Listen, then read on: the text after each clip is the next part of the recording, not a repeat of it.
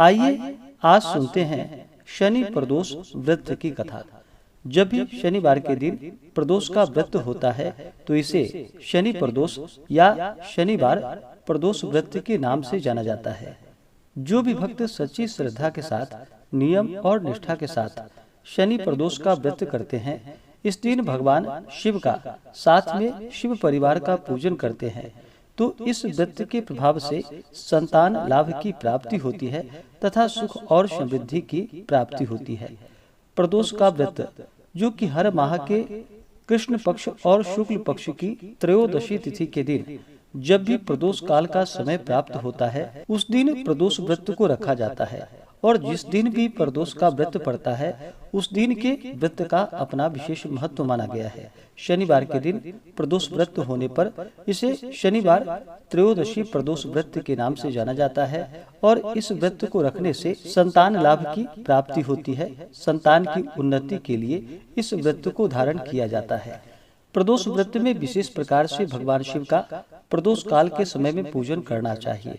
प्रदोष काल का समय सूर्यास्त से 1 घंटे पहले और 1 घंटे बाद तक के बीच का जो समय होता है, यह समय प्रदोष काल का होता है और इस दौरान भगवान शिव प्रसन्न मुद्रा में होते हैं, अपने भक्तों के सभी प्रकार के दुख और कष्टों को दूर करते हैं तथा सुख और समृद्धि का आशीर्वाद प्रदान करते हैं।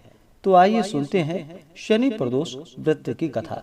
तो बोलिए प्रेम से भगवान भोलेनाथ की जय, माता पार्वती की जय, सर्वदेवी देवता की जय। शनि प्रदोष व्रत कथा के अनुसार बहुत समय पहले की बात है कि एक बार गर्गाचार्य जी ने कहा कि हे महामते, आपने भगवान शिव शंकर को प्रसन्न करने हेतु समस्त प्रदोष व्रत का वर्णन किया। अब हम शनि प्रदोष व्रत की विधि सुनने की इच्छा रखते हैं, सो आप कृपा करके सुनाइए। सूत जी बोले कि हे ऋषियों, निश्चित रूप से आपका शिव पार्वती के चरणों में अत्यंत प्रेम है। मैं आपको शनि त्रयोदशी के व्रत की विधि बतलाता हूँ, सो ध्यान पूर्वक सुनिए। प्राचीन कथा है कि एक निर्धन ब्राह्मण की स्त्री दरिद्रता से दुखी हो सांडिल्य ऋषि के पास जाकर बोली कि हे महामुने, मैं अत्यंत दुखी हूँ, मेरे दुख निवारण का उपाय बतलाइए। मेरे दोनों पुत्र आपकी शरण में हैं। मेरे ज्येष्ठ पुत्र का नाम धर्म है, जो कि राजपुत्र है, और लघु पुत्र का नाम शुचिव्रत है। हम दरिद्री हैं, आप ही हमारा उद्धार कर सकते हैं। इतनी बात सुनकर ऋषि ने शिव प्रदोष व्रत करने के लिए कहा। तीनों प्राणी इस प्रकार प्रदोष व्रत को करने लगे। कुछ समय पश्चात प्रदोष व्रत आया। तीनों ने व्रत का संकल्प लिया। छोटा लड़का, जिसका नाम शुचिव्रत था, एक तालाब पर स्नान करने को गया तो उसे मार्ग में स्वर्ण कलश धन से भरपूर मिला। उसको लेकर वह अपने घर आया और प्रसन्न हो माता से कहा कि हे माँ, यह धन मार्ग में मुझे प्राप्त हुआ है। माता ने धन देखकर शिव महिमा का वर्णन किया। राजपुत्र को अपने पास बुलाकर बोली कि देखो पुत्र, यह धन हमें भगवान शिव जी की कृपा से प्राप्त हुआ है, अतः प्रसाद के रूप में तुम दोनों पुत्र आधा आधा बांट लो। माता का यह वचन सुनकर राजपुत्र ने शिव पार्वती का ध्यान किया और बोला कि हे माता, हे पूज्या, यह धन आपके पुत्र का ही है, मैं इसका अधिकारी नहीं हूँ। मुझे भगवान शंकर और माता पार्वती जी जब देंगे तब मैं ले लूंगा। इतना कहकर राजपुत्र शंकर जी की पूजा में लग गया। एक दिन दोनों भाइयों का प्रदेश भ्रमण का विचार हुआ। वहां अनेक प्रकार के गंधर्व कन्याओं को क्रीड़ा करते हुए देख शुचिव्रत ने कहा कि भैया, अब हमें इससे आगे नहीं जाना चाहिए। इतना कहकर शुचिव्रत उसी स्थान पर बैठ गया, परंतु राजपुत्र अकेले ही स्त्रियों के बीच में जा पहुंचा। वहां एक अति सुंदर स्त्री राजकुमार को देख मोहित हो गई और राजपुत्र के पास पहुंचकर अपनी सखियों से कहने लगी कि हे सखियों, इस वन के समीप ही जो दूसरा वन है, तुम वहां जाकर देखो। भांति भांति के पुष्प खिले हैं, बड़ा सुहावन समय है, उसकी शोभा देखकर आओ। मैं यहाँ बैठती हूँ, मेरे पैर में बहुत पीड़ा है। ये सुनकर सब सखी दूसरे वन में चली गईं। वह सुंदर राजकुमार की ओर देखती रही। इधर राजकुमार भी उसे अपनी दृष्टि से निहारने लगा। युवती बोली कि आप कहाँ रहते हैं, वन में कैसे पधारे, किस राजा के पुत्र हैं, क्या नाम है? राजकुमार बोला कि मैं विदर्भ नरेश का पुत्र हूँ, आप अपना परिचय दे। युवती बोली, मैं विद्रविक नामक गंधर्व की पुत्री हूँ, मेरा नाम अंशुमति है। मैंने आपकी मनः स्थिति को जान लिया है कि आप मुझ पर मोहित हैं।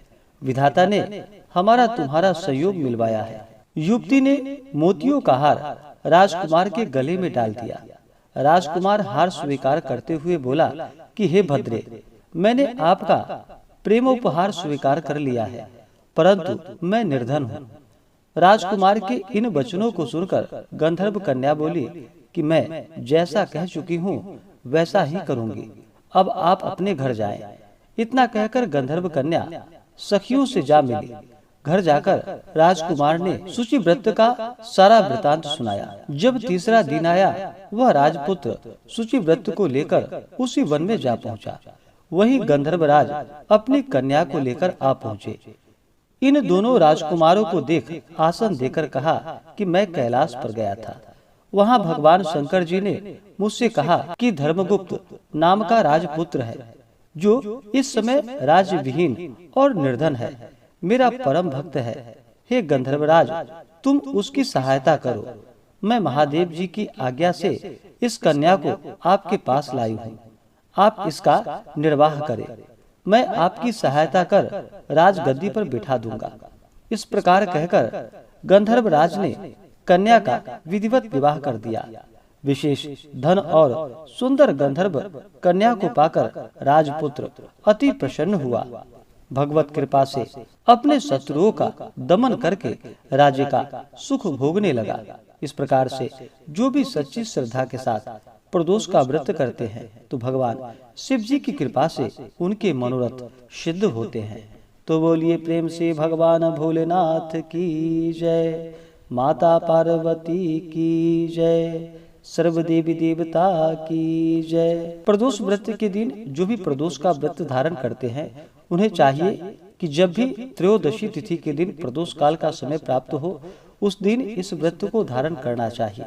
और त्रयोदशी तिथि के दिन सुबह ब्रह्म मुहूर्त में उठ करके नित्य क्रियाओं से निवृत्त हो करके गंगा नदी में या घर के नहाने के पानी में ही थोड़ा सा गंगा जल मिला करके स्नान करना चाहिए। शुद्ध वस्त्र धारण करके व्रत का संकल्प लेना चाहिए। भगवान शिव जी से प्रार्थना करनी चाहिए कि हे भगवान भोलेनाथ, आज मैं प्रदोष का व्रत करने जा रहा हूँ या करने जा रही हूँ। इस प्रकार से भगवान से प्रार्थना करें। आपके मन में जो भी इच्छा हो, जो भी कामना हो, वह भगवान शिव जी से कहें। और प्रदोष व्रत के दिन जो कि दिन भर उपवास रहते हुए भगवान शिव जी का, जो कि सुबह के वक्त और विशेष प्रकार से प्रदोष काल के समय में, प्रदोष काल का समय सूर्यास्त से 1 घंटे पहले और 1 घंटे बाद तक के बीच का जो समय होता है, यह समय प्रदोष काल का होता है। और इसी दौरान भगवान शिव जी का पूरे विधि विधान के साथ पंचोपचार या षोडशोपचार पूजन विधि के द्वारा भगवान शिव का पूजन करना चाहिए। प्रदोष व्रत के दिन, इस दिन भगवान शिव का जो कि जल से अभिषेक करे, पंचामृत से अभिषेक करे, शुद्ध गंगा जल से अभिषेक करे, भगवान को वस्त्र चढ़ाएं, यज्ञोपवीत अर्पित करे, फिर अक्षत, चंदन, पुष्पों की माला भगवान शिव जी को अर्पित करे।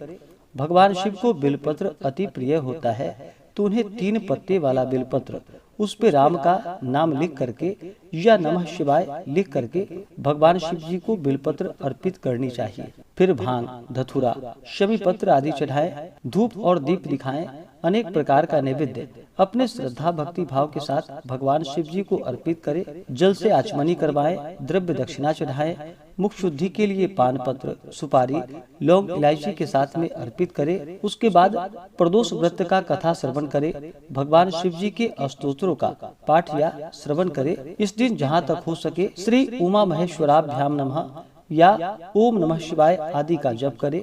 स्त्रियां केवल नमः शिवाय नाम जप करें। और भगवान का पूर्ण श्रद्धा भक्ति भाव के साथ पूजन करे, कथा श्रवण करे। इससे भगवान शिव जी अति प्रसन्न होते हैं। जब भी आप भगवान शिव का पूजन करते हैं तो साथ में शिव परिवार का भी पूजन करना चाहिए।